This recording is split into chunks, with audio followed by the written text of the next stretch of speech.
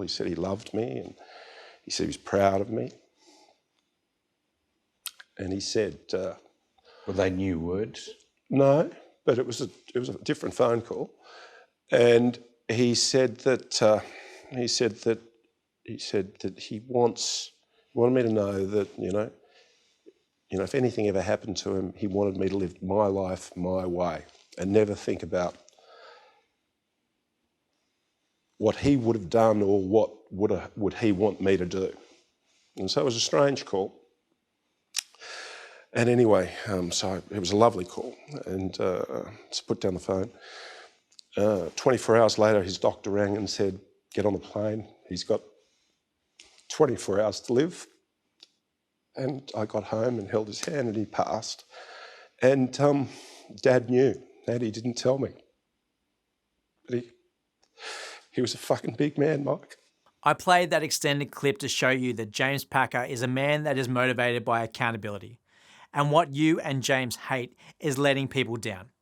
James is no different to the previous videos on Andre Agassi and Tiger Woods. The person all three men didn't want to let down was their father.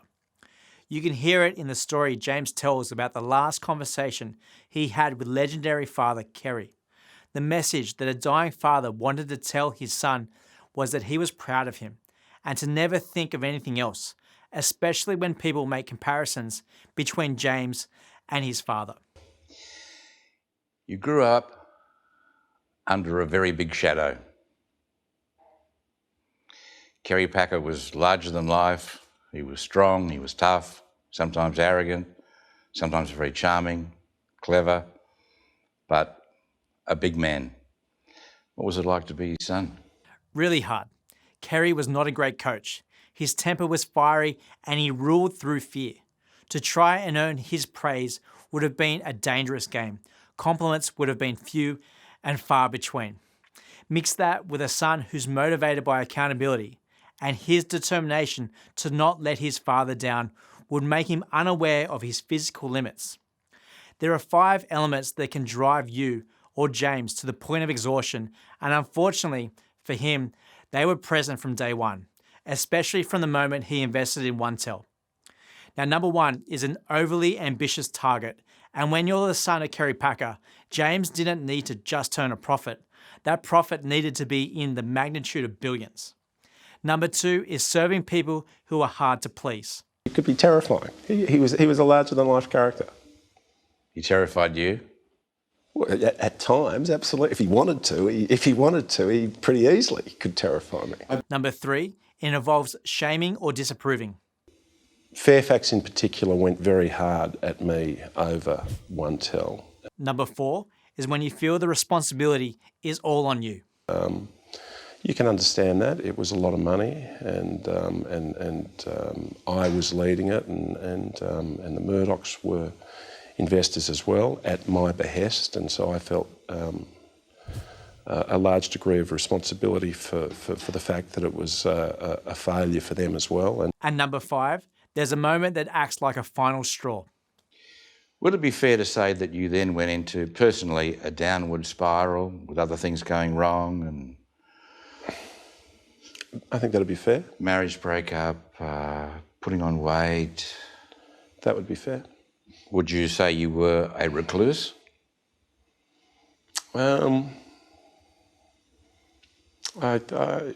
Sydney, I certainly was. Yeah. What happened to you? I think, I was... I became depressed and I was emotionally exhausted, and my marriage had broken up. I felt isolated. I felt like a failure. It was not a great time in my life.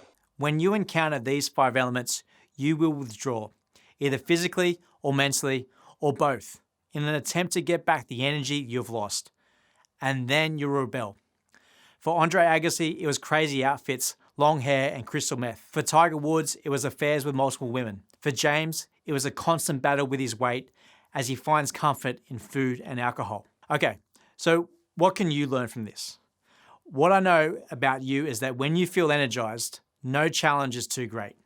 However, this cycle of pleasing everyone when you have energy and then withdrawing when you feel burnt out is something that you will repeat many times over. What you must recognize are these red flags that can create exhaustion: ambitious targets, people who are hard to please, shaming, sole responsibility, and so hopefully you can act before a moment that acts like the final straw. The solution when you feel this way is always the same thing: ask for help. Not from the person who's hard to please, ask someone else.